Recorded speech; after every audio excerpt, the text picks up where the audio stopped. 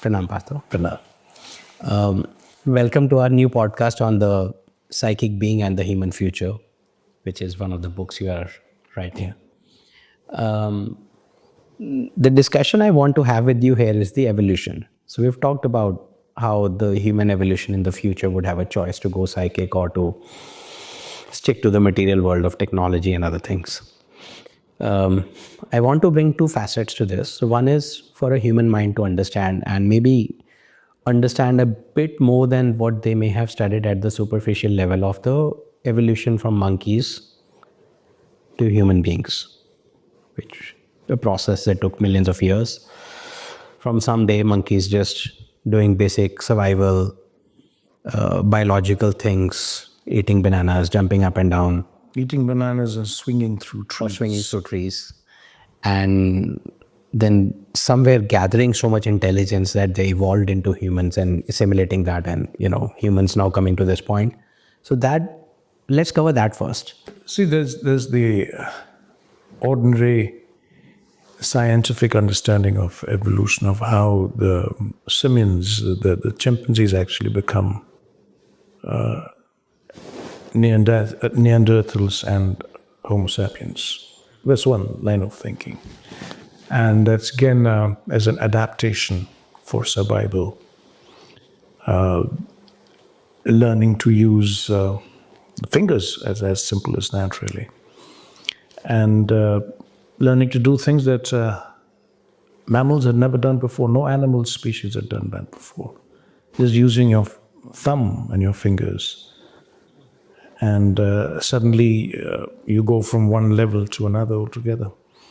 And that has a direct impact on how your brain develops then, because the brain structure too changes.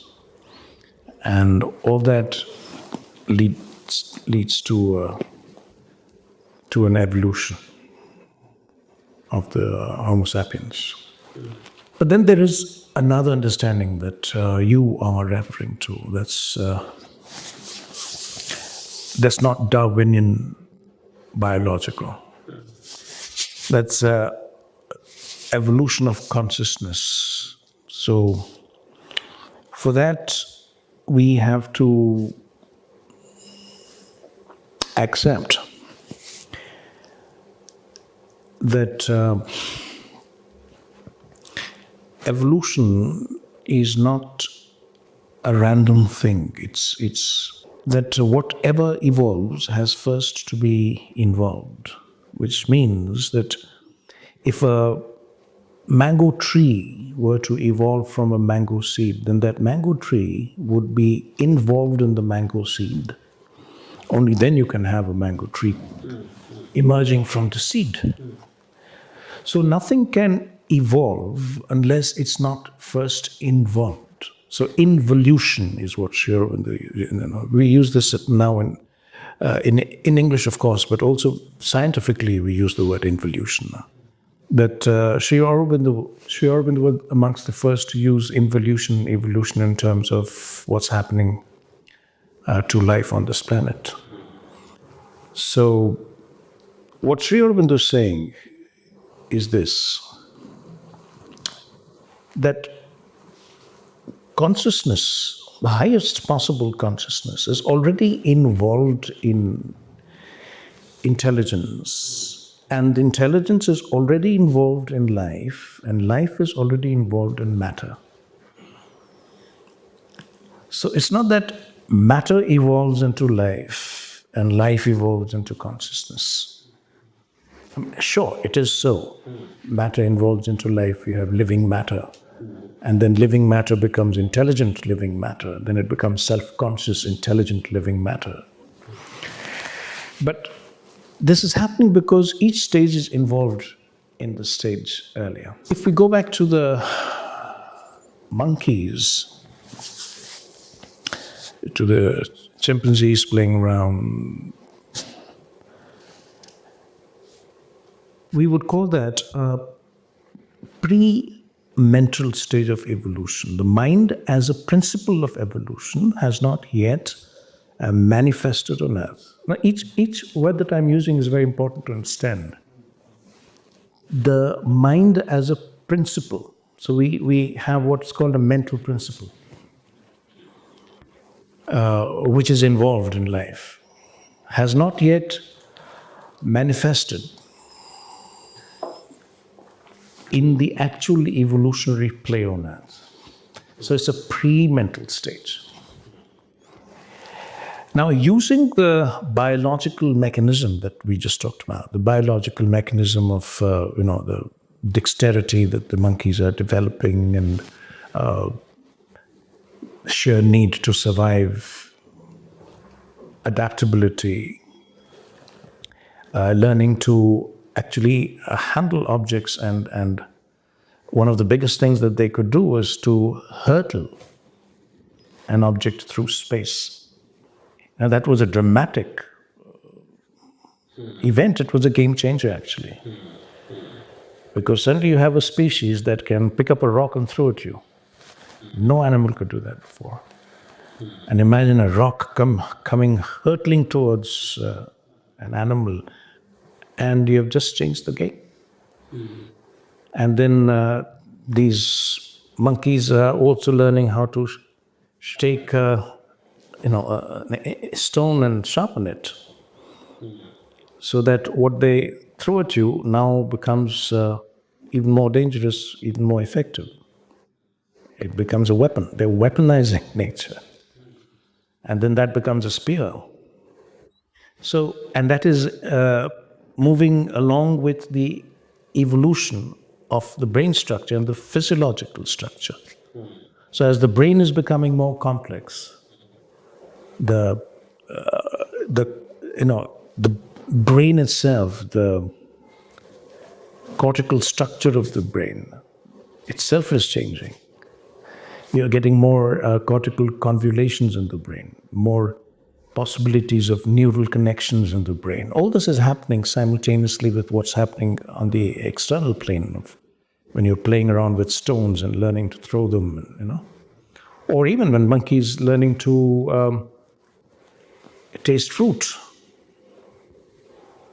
or break some fruit and keep it with them. So while all this is happening, the physiology is also changing. The physiology and the neurochemical structure of the brain, they're all changing. And so you have the Homo sapien slowly emerging. And one other thing I feel in the monkeys was, besides somebody learning to throw and then sharpen the stone or the wood or anything, monkeys have been very good at copying others. Yes. So if I innovated this idea of throwing a stone, learning to use my fingers, and I'm doing it more and more and my brain evolves, suddenly others are looking at me and trying to copy. Right. So this communication of sorts, or the transmission of this concept process on the physical plane, then gets passed on, and they all evolve. Yes. Whoever copies. So there are monkeys in some jungle of some region on the planet Earth who are able to do this, and then they spread and they multiply, and then others also start getting it. So the copying, that's why we copy today. Imitative behavior. So like today, if you have a car, I want the same car. This is still the monkey brain we carry now. So, you have money, I want money. You have X, I have want. Yeah, in many ways we still carry the monkey in us. We do. What I'm saying is that while all this is happening outwardly as a biological process, what is happening behind the scenes is, let's call it a descent of the mental principle into the earth evolution. Yeah? Yes.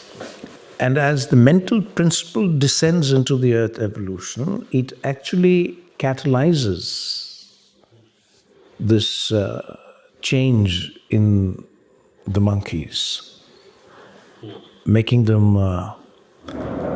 more cunning, more intelligent. And then you have the Homo sapiens. And then the early Homo sapiens going through the same process, but now far more accelerated. And moving towards the next game-changing event of evolution, which is the discovery of agriculture, or the invention of agriculture. But that's another game changer. Discovering fire is another game changer. Sure.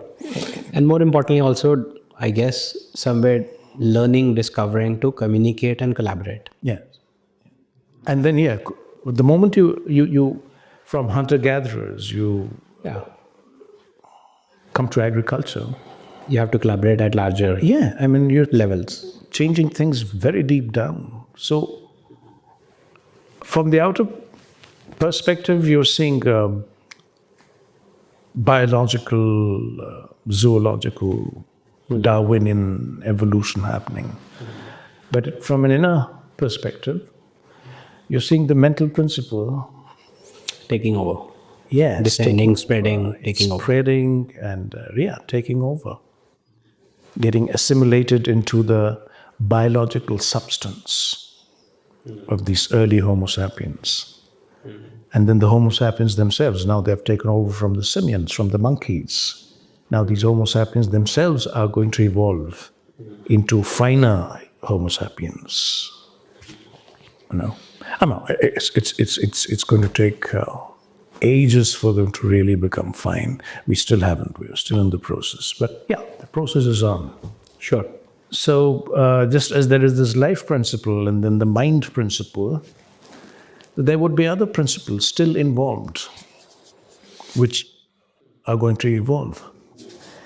And these would be higher principles, higher consciousness, and higher in the order of consciousness. And that's a higher order consciousness. Just as the Homo sapien is a higher order consciousness than the simians. So you would have the next principle, which would bring a higher order consciousness to the Homo sapiens. And it will make the mental Homo sapien into, if we use Sri Aurobindo's terminology, into supramental Homo sapiens. Of course, there's a very, very important stage between the mental and the supramental Homo sapien, which is the psychic Homo sapien. I sometimes call it Homo psychicus. So, Homo sapien, wise human. So now Homo psychicus, psychic human. So then you would probably have a Homo supramentalist, supramental human, a Homo spiritualist, a spiritual human. These are all higher order consciousnesses that are descending into the earth evolution, into the earth evolutionary play, first as principles and then as dynamic processes in the very substance of matter and life. And that is how evolution would happen and is happening. So in this sense, this Aurobindonian evolution, in the sense of Aurobindonian evolution, evolution is far from complete. As Sri Aurobindo says this in so many words, that the human species, he says, is a transitional species. It's not the end of the game. It's not the final. It's transitional. The human being that we are is transiting to what Sri Aurobindo calls a superhuman being, a superman, which will have, it's not the Superman of comics, of course. It's not a person with enormous strength or ability to fly. No, this Superman is a Superman of consciousness. It's a much higher order of consciousness. In fact, Sri Aurobindo even mentions this, that the difference between a monkey and a man would be nothing in comparison to the difference between a man and a Superman. Correct. That would be the difference. Yeah. So that is what he calls, without going into details, of course, the supramental evolution of the species. And just like when the simians were turning to Homo sapiens, the structure, the physiological structure was changing. The brain structure was changing. The cortical structure was changing, the biochemistry of the brain was changing, exactly in the same way as the supramental principle descends into the play of evolution on Earth. The same changes are happening physiologically as well, physiologically, neurologically, which means that the body is not a finished product. The body too has to change. Just, I can't think of fine human intelligence residing in a monkey body. The same way I cannot think of much higher consciousness residing in a human body, or working through the human brain and the nervous system, because it just won't work. The human brain and the nervous system are simply not designed for a higher consciousness.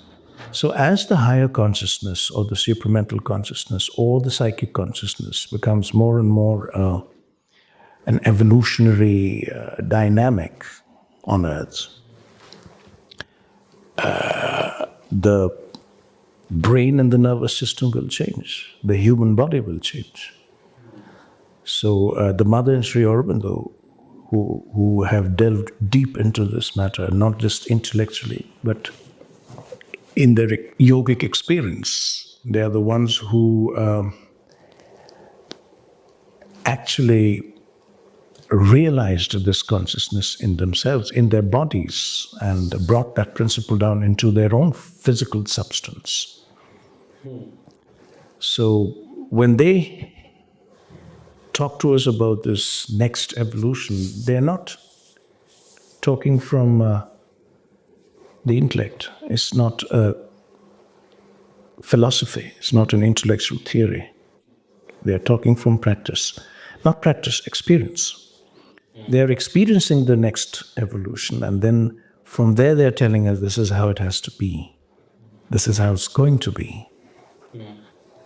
This is how nature is becoming a supernature. Yeah? So we just say that as the supramental consciousness descends and the human body, brain, and nervous system, everything changes, then this human body will become luminous, more and more plastic, and several other very fundamental changes the body will go through. But of course, there's no point in going into the details right now, because for most people these are not facts yet. It would sound like fiction, science fiction. But somehow, with history, we have seen, heard, experienced it, and if we believe in science and evolutionary studies, so there was a first cell that somehow appeared on the planet, the life appeared, the cell multiplied and led to the monkeys eventually, and then monkeys eventually got smarter. This is proven. This is almost there as a fact, right? Besides a cynical mind that says, because I wasn't there and I can't see it, I don't believe it. Besides that, it is a proven scientific thing, and science will always prove itself. You destroy the life, come back, science will always be the same. If one were to go inwards and understand Sri Aurobindo a little, become more aware, and then reads all the works that he's put together, which are enlightening in so many senses, this is not an unbelievable thing from monkey, because we coexist today with monkeys. It's not that cells don't exist, the first life form in this under the sea. Those cells still exist. Monkeys still exist. Humans still exist. The next one, evolutionary, is an extrapolatable, believable, even intellectually. Because Sri Aurobindo has brought it down and documented it on the intellectual earth plane, in so many words, in so many ways. That it's not unbelievable. It's not just science fiction, I feel. It's not implausible. Implausible, yeah. It's not, yeah, exactly. It's just not a theory. It is believable. It is, of course, you may still choose not to deny that I'll see when it happens, of course.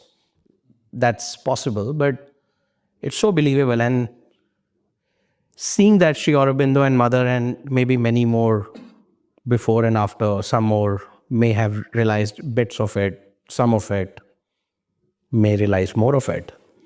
But just the mere fact that another evolutionary game changer, dimensional evolution is happening in our lifetimes. May take a long time, may not. Time will tell. We don't Yeah, know. that is true. It's happening in our lifetimes, yes. It's happening in our lifetimes, you believe? Okay. So, few years to few decades max. This is If we're lucky. if you're lucky. So, otherwise, we just stay as monkeys and I mean, human monkeys, yes. human monkeys also. Yeah. Yes, I mean, the questions that often come with this are questions like how long would it take the species to evolve? Would it need a certain number of individuals to accelerate the evolution of the species? Would there be a critical number? Will the human species evolve into the superhuman species, or will there be a break, a disruption, a mutation perhaps? These are questions that one has to contend with.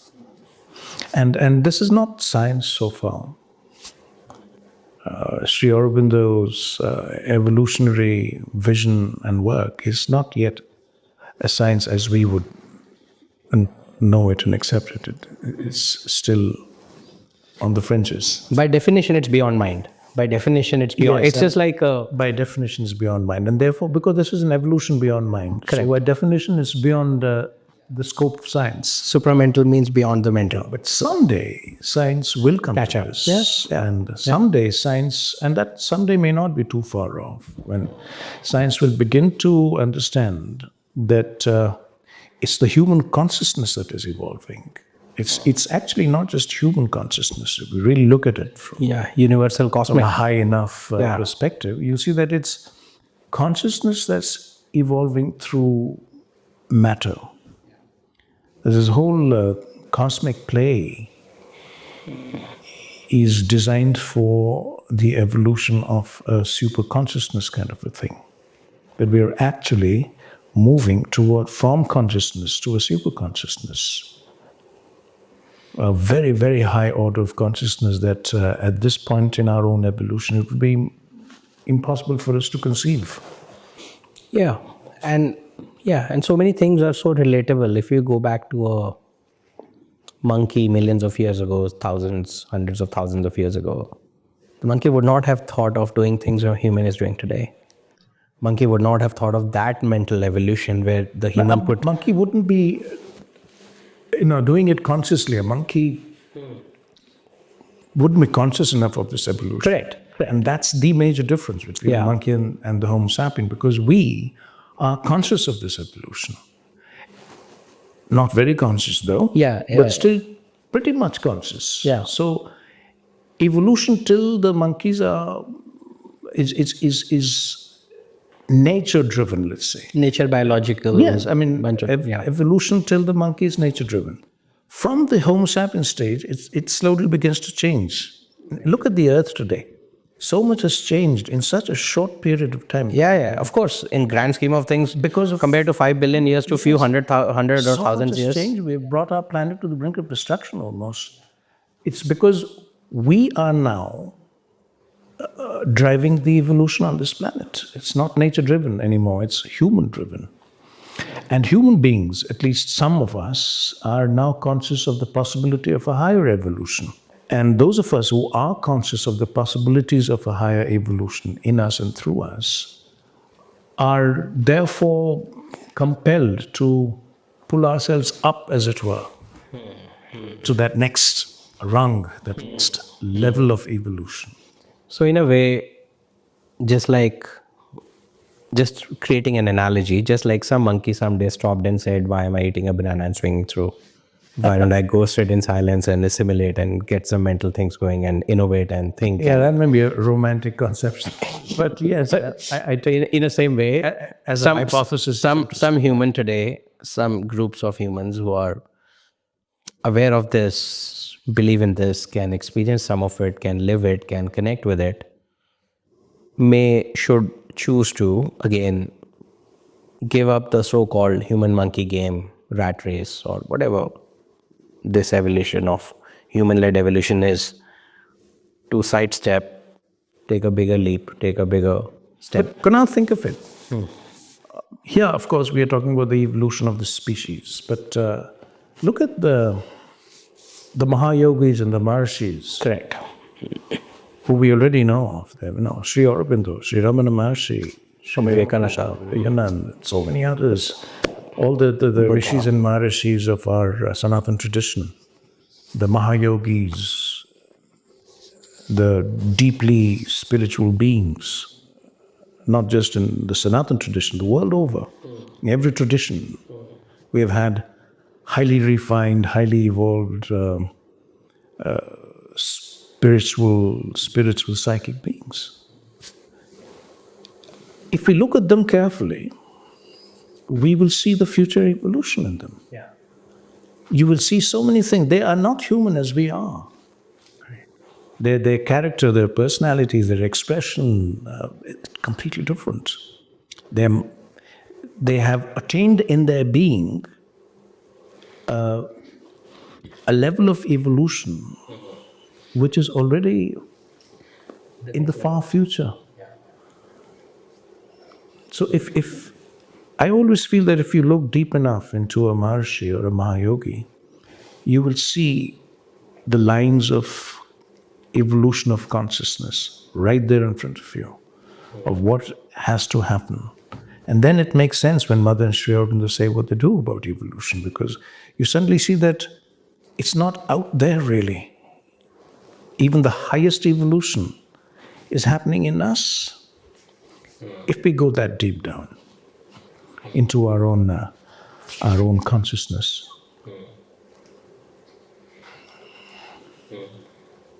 And that makes it all the more interesting, all the more challenging. Because in us, in human beings, natural evolution has become conscious of itself. And through us as human beings, evolution has become, Bernard Shaw used this very interesting phrase, willed evolution. There have been other people too who have talked about this. Bergson, I think. Yeah, Bergson. But definitely Shaw has talked about willed creative evolution. So that is what makes us human beings so very interesting. In one way, we are still just about evolved out of the simians. We're barely evolved out of the simians. In so many ways, we are still chimpanzees, aren't we? In so many ways, we are still chimpanzees. But on the other hand, we have the possibility of becoming superhumans. Highly evolved Maharshis and Mahayogis, highly evolved spiritual psychic beings. So, on the one hand, you have this kind of possibility of a fall into the abyss, a complete relapse into pre-human states, and on the other hand, you have a possibility of going beyond the human. And does it concern you that both are still possible? The relapse getting deeper to destructible levels? Concern me in what way? In the sense of, it's still both are still possible, that the... Yeah, both are still possible, both do coexist, and I think both coexist, and many human individuals both are coexisting. Yes. The possibility of the relapse and the possibility of the transcendence, both. Does it concern me? No. I think that is The play. the play of evolution.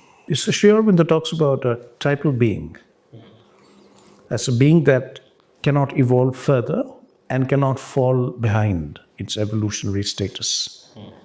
If it has evolved to a certain status, then it will keep that status quo. It will neither fall below that, nor will it go beyond that. You mentioned, I think, in the conversation that it may need only a handful group of people, or it may have taken a group of monkeys to evolve to the next level. it could be that you only need a few rishis, maharishis, experiencers, only a bunch of people. You don't need 8 billion people to ever get aligned. That will, I don't think that'll never happen. Yeah. I always think of an elite of humanity. This is a consciousness elite of humanity, which will drive the evolution forward. And this consciousness elite is the one that will realize within itself the possibilities of the next human species, of the higher human species. I think, Partho, that's a beautiful discussion of the whole evolution, involution, Sri Aurobindo's teachings, experiences, and Yeah, I mean, we just skimmed the surface. I know. That's, I know. I think to explain even these yeah, thoughts we have touched upon, each will take an hour yeah. to delve deeper into it. But maybe someday. Maybe someday, and maybe there are those elite, super conscious beings around eventually someday. And if we take the human ego aside for a minute, just understanding this range of possibilities of relapsing down or to the achieving the transcendence, that itself is a beautiful concept. Besides just humans saying that, oh, we have to keep going. I mean, that's not a given. That's nature has shown us. Yeah, so never know. But keeping the human ego apart, I think it's a very beautiful concept to just be aware of, to try to learn, try to assimilate, try to familiarize and hopefully evolve with. But yeah, it's a great discussion. I hope some of our viewers would enjoy this. I thoroughly enjoyed it. We're having this so many times where every time I love it. So great. Thank you, Partho.